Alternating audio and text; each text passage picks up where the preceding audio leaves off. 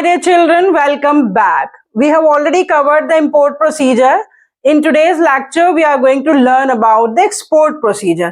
बच्चों आप समझते होंगे कि जिस तरह से डोमेस्टिक मार्केट्स में आसानी से इंटरनल ट्रेड किया जा सकता है, बिल्कुल उतनी ही आसानी से एक्सटर्नल ट्रेड किया जा सकता है. Then you are wrong.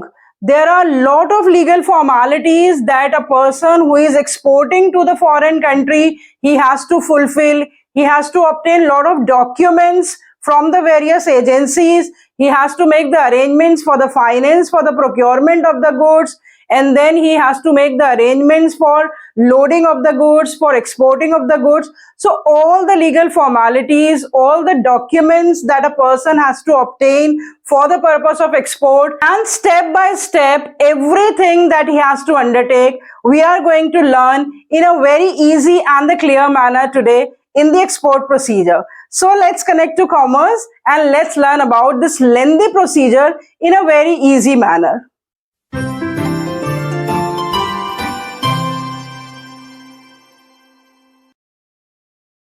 Import procedure में तो बच्चों हमने सिर्फ 10 स्टेप्स ही करे थे, लेकिन एक्सपोर्ट प्रोसीजर में टोटल 17 स्टेप्स हैं. तो उन 17 स्टेप्स को डिफरेंट स्टेजेस में बांट देते हैं ताकि हमारे लिए वो स्टेप्स लर्न करने आसान हो जाए.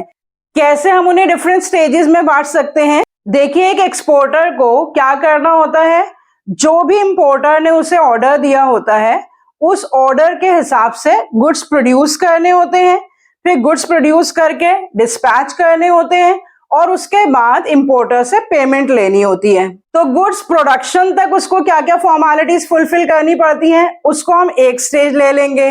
गुड्स प्रोडक्शन के बाद गुड्स को फॉरवर्ड करने तक क्या क्या फॉर्मेलिटीज फुलफिल करनी पड़ती हैं, उसको हम सेकंड स्टेज में ले लेंगे. गुड्स फॉरवर्डिंग से लेकर गुड्स की लोडिंग तक थर्ड स्टेज में ले लेंगे और गुड्स लोड कराने के बाद पेमेंट सिक्योर करने तक हम फोर्थ स्टेज में ले लेंगे. सबसे पहले बच्चों आप इसका पूरे प्रोसीजर का स्क्रीनशॉट ले लीजिए, जिसको मैंने 4 स्टेजेस में डिवाइड कर दिया जैसा कि अभी आपसे डिस्कस करा है. तो स्टेप नंबर 1 2 3 4 5 फर्स्ट स्टेज में मैंने ले लिए, जो कि सारे स्टेप्स हैं before actually procurement and production of the goods. उसके बाद मैंने सेकंड स्टेज में ले लिए स्टेप 6 7 8 9 10, जो कि पैकिंग एंड फॉरवर्डिंग से पहले के स्टेप्स हैं. उसके बाद स्टेप 11 12 13 एंड 14, इन चारों स्टेप्स को एक स्टेज में ले लिया, जो कि लोडिंग ऑफ द शिप से रिलेटेड सारे स्टेप्स हैं.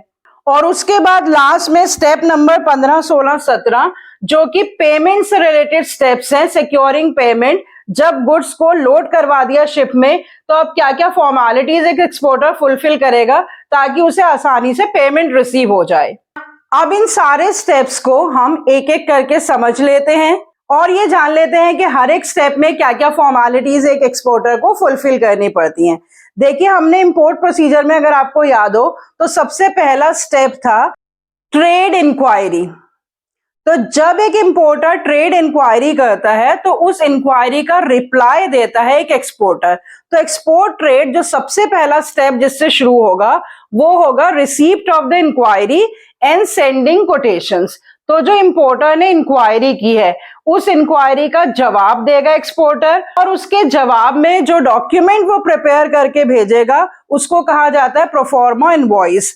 अभी हम इन डॉक्यूमेंट्स के बारे में डिटेल में बात नहीं करेंगे, क्योंकि जब हम इंपोर्ट प्रोसीजर और एक्सपोर्ट प्रोसीजर पूरा कर लेंगे उसके बाद हम इकट्ठा सारे डॉक्यूमेंट्स को पढ़ेंगे.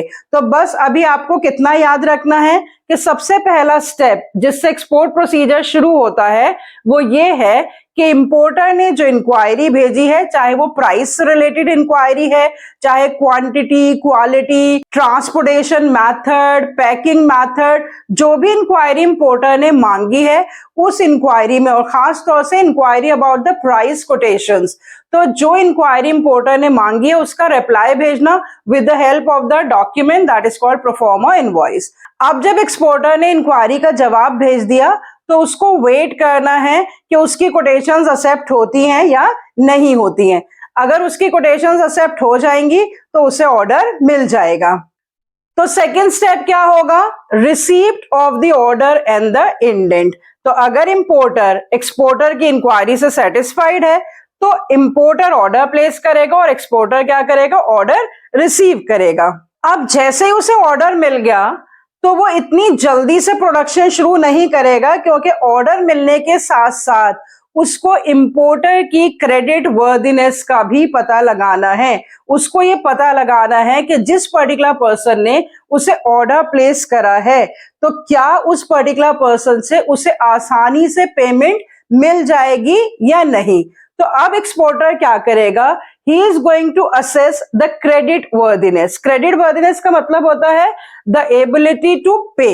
तो एक्सपोर्टर को जब तक इस बात की गारंटी नहीं मिल जाएगी कि उसकी पेमेंट जो है वो सेफ और सिक्योर है, तब तक वो actually production of the goods शुरू नहीं करेगा।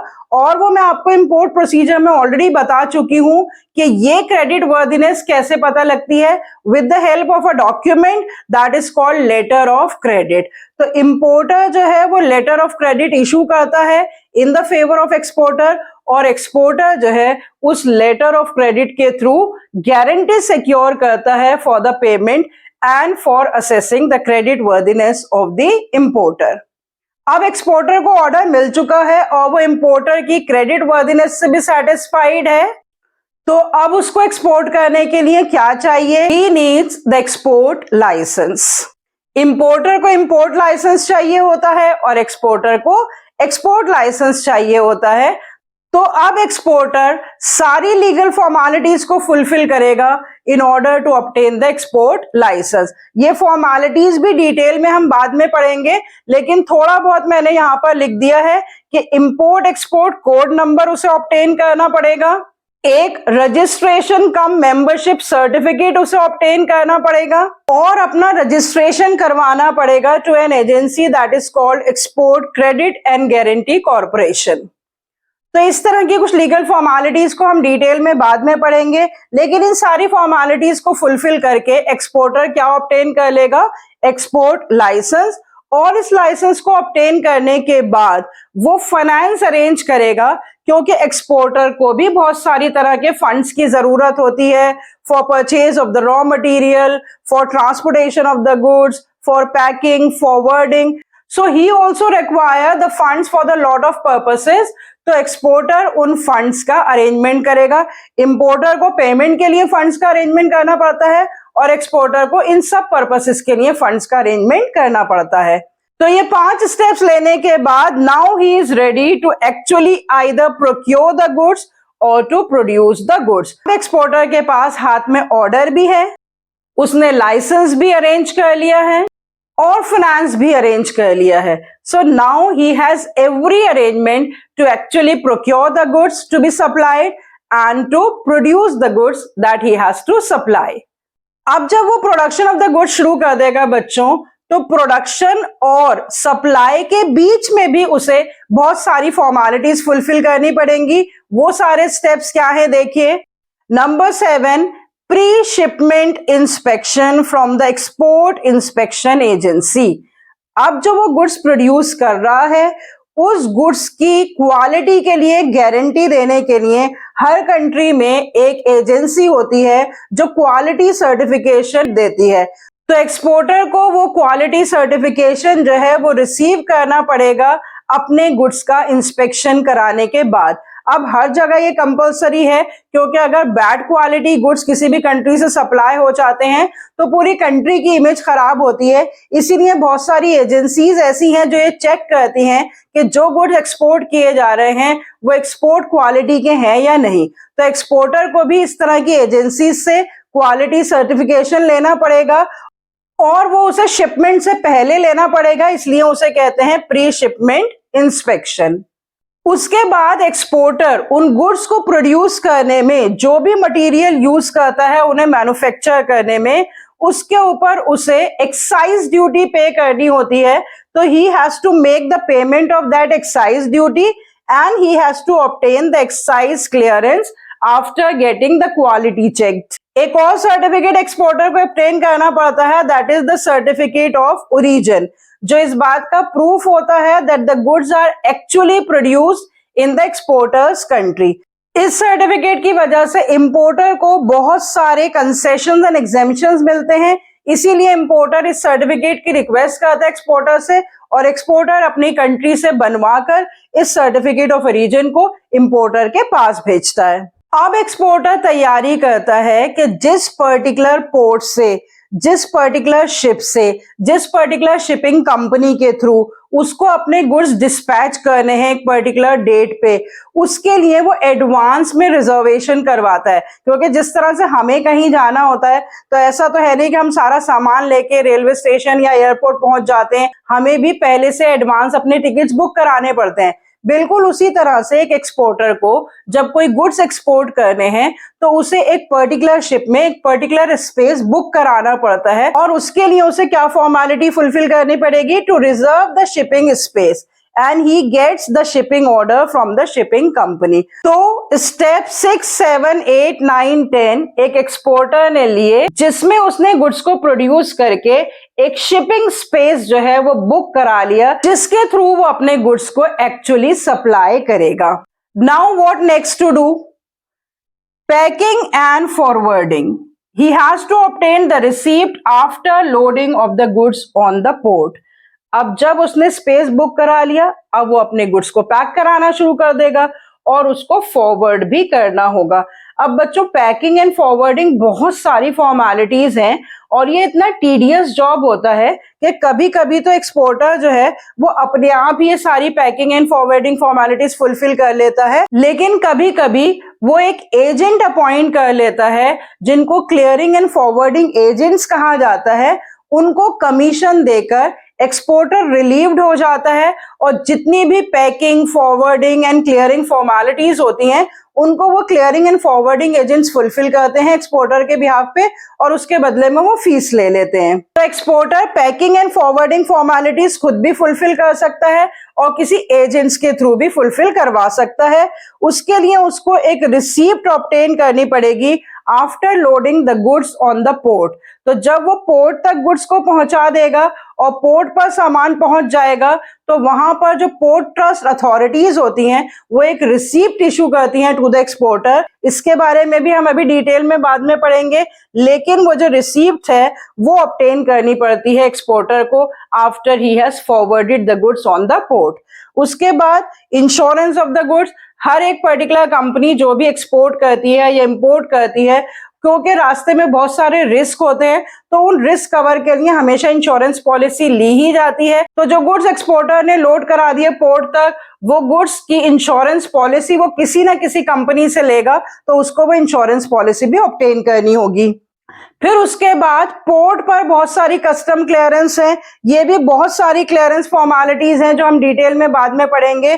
उन सारी कस्टम फॉर्मेलिटीज को भी वो सीएफएन एजेंट से करवा लेगा और वो एजेंट्स उन फॉर्मेलिटीज के बदले में एक्सपोर्टर से चार्ज करेंगे। उन फॉर्मेलिटीज को फुलफिल करने के बाद the goods will be loaded from the port on the ship.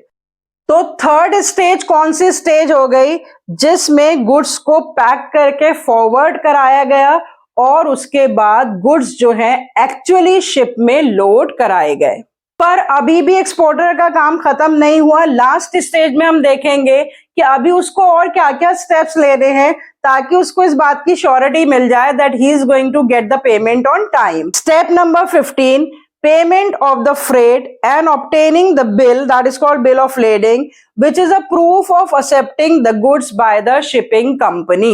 तो जिस शिपिंग कंपनी ने एक्सपोर्टर के गुड्स को एक्सेप्ट करा है तो उसके जो फ्रेट चार्जेस होंगे, कैरियर चार्जेस होंगे इंपोर्टर्स तक गुड्स को पहुंचाने के, पहले ही एग्रीमेंट हो गया होगा इंपोर्टर और एक्सपोर्टर के बीच में कि कौन इन्हें बेयर करेगा। तो अगर इंपोर्टर बेयर करेगा तो एक्सपोर्टर उनसे रिकवर कर लेगा, लेकिन अगर उसे खुद ही बेयर करने हैं तो उसको फ्रेट चार्जेस की पेमेंट करनी पड़ेगी। फ्रेट चार्जेस पे करने के बाद ही शिपिंग कंपनी इस बात की गारंटी देगी that now the shipping company is ready to carry the goods from the port of exporter to the port of importer. अब जो गुड्स एक्सपोर्टर ने एक्सपोर्ट किए हैं एक्चुअली उन गुड्स का पूरा डिटेल, पूरी स्पेसिफिकेशन, उसकी टोटल वैल्यू, उन सारी डिटेल्स के लिए जो डॉक्यूमेंट बनाया जाता है that is called the invoice, and that invoice has to be prepared by the exporter, because this is a document which tells that how much the importer has to pay.